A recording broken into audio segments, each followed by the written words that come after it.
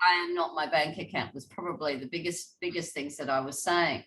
And I also did a lot of reflection, and in the reflection, I looked at, it's a bit like cleaning a house. Sounds odd, but us girls go and clean a house, So we clean the kitchen, we go, yeah, clean the kitchen, great. Now let's move to the bathroom, yep, clean the bathroom. Oh, let's clean the lounge, yeah, clean the lounge. But do we actually look at what we've achieved at the end of that cleaning process? We may look at the end and go, yep, clean house, job done, let's go cycling. So what I was doing was I was actually reflecting back, because I've been in business 21 years this year.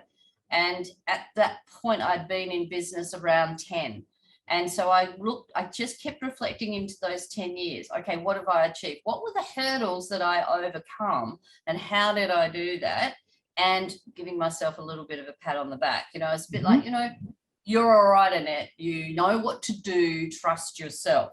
And of course, being a coach and having my mates that were coaches as well was really, really helpful. Being married to a coach as well was really helpful too.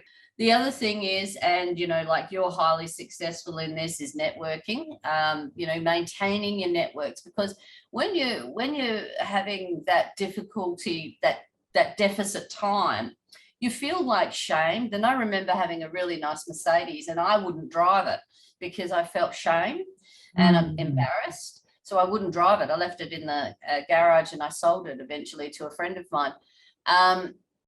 And I regret that. And I was thinking, and I think if it was a different type of car, it would have been all right. But Mercedes holds a very, very strong brand, and it holds a very strong sense of wealth. And for me, it was like I was just bullshitting. I'm not that person, so I won't drive it. And then I reflect back on that and I think, well, that was really, really stupid. I should have driven it and enjoyed it while I could. Nobody else actually, and here's the key, nobody else knew my bank account, only I knew it. That was a big one. And the other thing was, maintaining network, because you sort of feel so bad inside yourself. It's like, oh, I'm really embarrassed to go to a BNI event because, they might think they might be able to see my bank account, which is written all over my face. Yeah. Which is not true. And it's then that you actually really need to, connect to those people and be sincere in your sales. But one of the things that I find is people say to you, oh, hey, Annette, how's life? Yeah, good. How's business?